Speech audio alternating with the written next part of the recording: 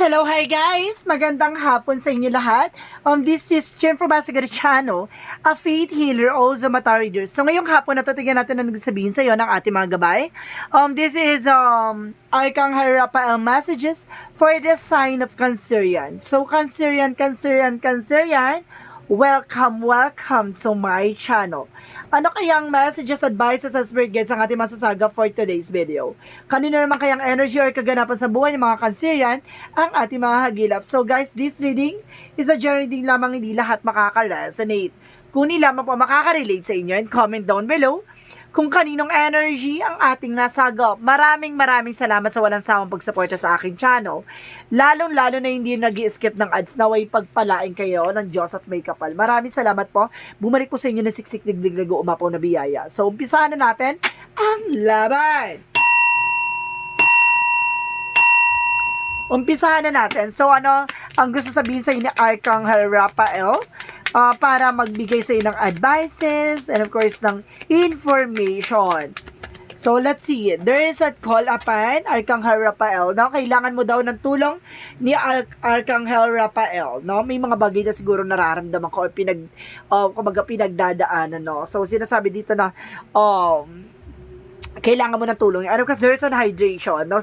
Sinasabi dito na kumbaga kinukulang ka daw sa tubig or something na dehydrate ka, no? Or sinasabi dito, there's an hydration na kailangan mo nang uminom ng maraming tubig. At the same time, there's an acceptance. May mga bagay na kailangan mong tanggapin. May God, pagtanggap. So, sinasabi dito ni Arcangel Raphael na kailangan mong tanggapin, no? Ang pagtanggap ng kung ano man to. So, let's see what is the messages for you ng ating mga gabay. There's a Six of Cups. There's a past person, no? Kumbaga, there's an ex or something. There's a friend. And of course, there's King of Coin, no? Being practicality, no? And of course, sinasabi dito, unsecure. Sinasabi dito na kailangan magkaroon ka ng security about sa mga mahal mo sa buhay. And of course, sinasabi dito, there's a Seven of Cups. There's a lot of opportunities of option, no? Marami kang pagpipilian ditong oportunidad. At the same time, there's a Three of Cups. Sinasabi dito na may celebration dito or let's see, para may klaro natin yan, mga yan. And because there's an Empress card, a revert, no? Kumbaga may sisilang na panibagong eksena, trabaho, negosyo, or proposal, or something. Or promotions. And because there's a hangman, no? There's, kumbaga, there's a delays, no? May delays dito na nagbibigay sa ng burden. Kumbaga, may mga bagay na inaantay ka, ang tagal-tagal dumating. Or ang tagal-tagal ng makuha mo kung ano may inaantay mo, no? There's a delay or stuck. So, what is the Six of Cups? There's a Four of Swords. Some of you, kumbaga, napapanaginipan mo or pumapasok to sa intuitions mong ex mo or past person mo. And of course, there is a King of Cups. There's a devoted and supportive person. May taong, kumbaga, gusto kang ingatan at pangalagaan, no? And of course, there's a Three of Coin. About sa trabaho, negosyo, hanap buhay, there's a lot of opportunities. And of course, there's a Two of Cups, no? About sa partnership, no? Kumbaga sinasabi dito, there's a celebrations. Let's see kung celebration ba to or third party. And of course, there's a Knight of Cups. There's an offer. I told you, there's a new proposal. Itong offer na to, it's an email or messages. And of course, there's a King of Swords. There's an information, no?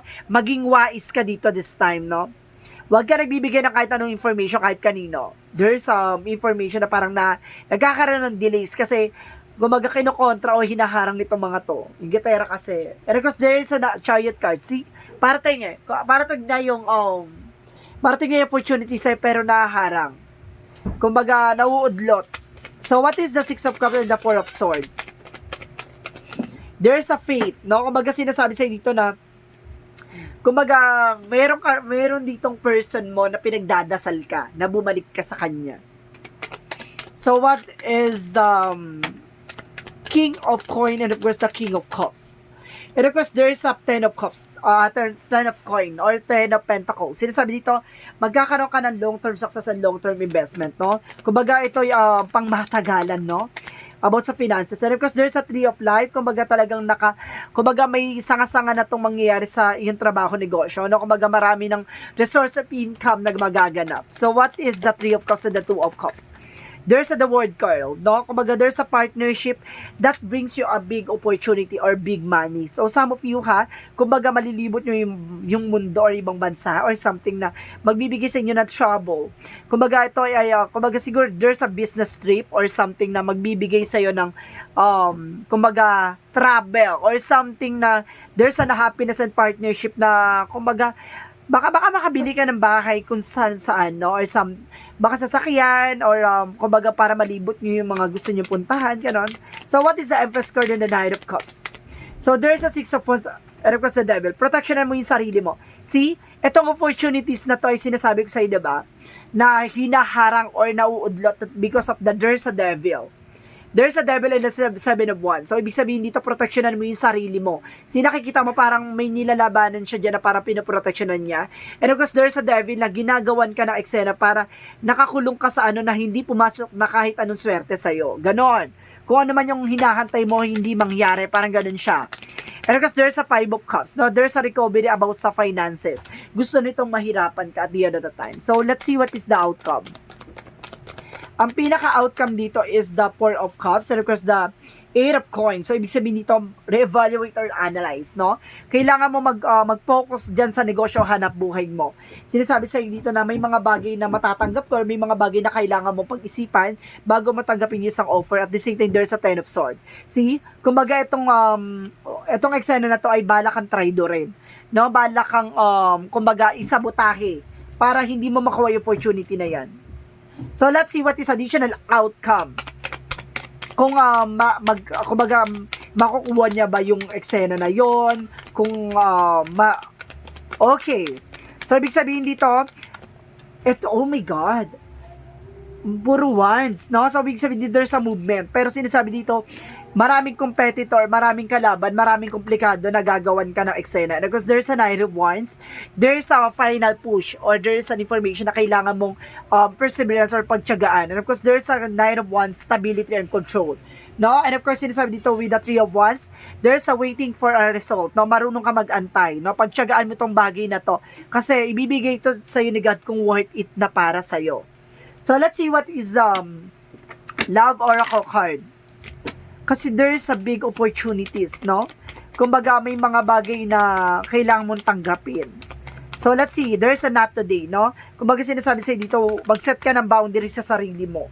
Huwag kang tatanggap ng kahit na anong tawag or baka magkaroon ng sabotahe. And because there's an engagement or partnership. Some of you, baka ikasal kayo ng partner mo. And of course, I like you. Some of you, there's romance is blooming. So, ibig sabihin na mamayagpag yung inyong relasyon, no? Puno ng kilig at pagmamahalan. Alrighty. So, let's see what is additional messages for Yin and Yang Oracle card. And of course, there is a unity. May pagkakaisa kayong dalawa ng person mo, no? Pasabog kayo dito. And of course, let's see what is the messages for you. And of course, there's a twin flame. Wow! A twin flame energy, a unity. At the same time, ancestor guide, ginagabayan kayo ng mga mahal nyo sa buhay ng mga yumao. So, let's see what is additional messages for Archangel Michael. What is Archangel Michael messages? New beginning and fresh start is coming. Now, magsisimula na at magkakaroon ka na ng bagong eksena. And your children are watched over by angels. So, some of you, ginagabayan daw ang inyong mga anak ng ating mga gabay, ng mga anghel. So, let's see what is the chakra. There's a miracle. Oh, see, there's an himala, no? May healing. And of course, there's a facade, no? Kumbaga sinasabi sa'yo dito na, kumbaga, parang ano siya, yung information dito sinasabi ko sa iyo dito na wag mo ngayaang kumbaga masayang yung mga bagay-bagay, ganon. Kumbaga wag mo hayaang mahuli yung lahat, parang ganon siya. And of course, there's a faith, no? Magtiwala ka kay God. Magtiwala ka sa ating angel spirit. So, let's see what is additional messages.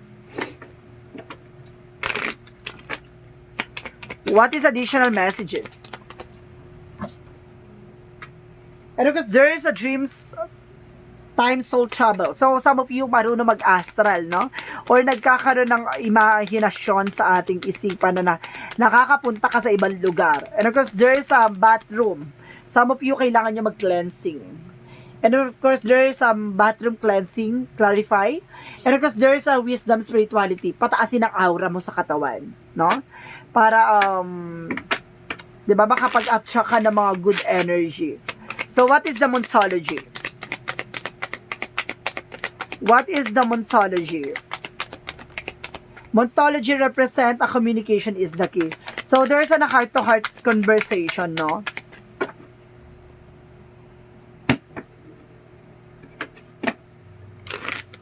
So, let's see what is additional messages. And of course, there is a discipline. Kailangan magkaroon ka ng disiplina sa sarili mo kung gusto mong matupad yung mga pangarap mo. And of course, there is an abundance, no? May kasaganahan talagang mangyayari sa isa hinaharap. So, let's see what is the Romance Angels. What is the Romance Angels? Past life relationship. So, meron talaga ditong ex mo na hindi pa nakaka-move on something na gusto kang bumalik. Ganon. And of course, there is a passion. Now, allow your heart with the soul to sing with the joy. So, ibig sabihin dito may current relationship ka, and of course may past relationship ka. So some of you talagang may pagmamahal talaga dito na kumbaga pinagsisihan na iniwan ka, ganoon. And of course there is the cosmic heart, devotions, and of course make your life in a moving prayer. So ibig sabihin pinagdadasal ka ng tao na to. And of course, there's a star family, no? There's a call in support, no? Sinasabi sa dito na kumbaga lahat ng mga spirit guides, souls, soul contract or soul connection, something dito na kumbaga lahat ng yan ay sinusuportahan ka. And of course, there's a sensitivity, no? Kailangan alam mo yung mga bagay na nangyayari sa paligid mo. And of course, there's a teaching, no? Kumbaga nakakapag-inspire ka sa ibang tao, nakakatulong ka at nakakatulong ka sa mga advices mo. Let's see what is additional messages. And man holding a coin, no? Some of you na kumbaga if you were concerned na lalaki, kumbaga, ikaw yung may hawak ng finances. So, if you were Cancer yan na babae, kumbaga, ang lalaki daw ang maganda humawak ng finances. And of course, there's first chakra, Archangel Gabriel, for your intuition. Makikinig ka lagi sa inner voice mo, even sa iyong vibration and instinct. So, let's see what is the Jesus loving quotes. And of course, sinasabi dito, all things whatsoever you shall ask in the prayer, believing you shall receive. Ibig sabihin dito, lahat daw ng bagay na pinagdadasal mo, no, ayon sa kalooban ng Diyos, kung talagang para sa'yo, maniwala ka, makukuha mo yan, what you deserve, no? Let's see what is the messages of life. Let's see what is the messages of life. I welcome. So, sinasabi dito, I welcome life as it presents itself to me. Today, I take each step of my path to fulfill with the good faith. I swim easily with the flow of life. I embrace all experiences that the universe bestows on me, even those that may prove challenging. I know all will fall into place for my greater good. So, ibig sabihin dito, parang wini-welcome ka na ni God, no? Na kumbaga natatanggap mo na. Ayun, there's an acceptance. Parang natatanggap mo na unti-unti lahat na nangyayari sa'yo na ibibigay sa'yo ni God kapag deserve mo at ayon sa kalooban niya. So, this is Archangel Raphael messages for the sign on Cancerian. So, maraming salamat Cancerian for your wonderful reading. This reading is a general reading lamang, hindi lahat makaka-resonate. Kung hindi lamang po makaka-relate sa inyo, and comment down below kung kaninong energy ang ating nasagap. Maraming salamat Cancerian sa walang sawang pagsuporta sa aking channel, lalo-lalo ni hindi nag-i-skip ng ads. Naway pagpalain kayo ng Diyos at may kapal. Manumbalik sa inyo na siksik-liglig nag-uumapaw. Maraming salamat! And of course, don't forget to comment down below your full name, birthday, and of course, location nyo. Kung asa man kayo sulok ng mundo, baka sa susunod na reading natin, baka energy mo na ang masagap at mahagilap ng ating mga gabay. Maraming salamat and see you in the next video. Bye-bye and babush!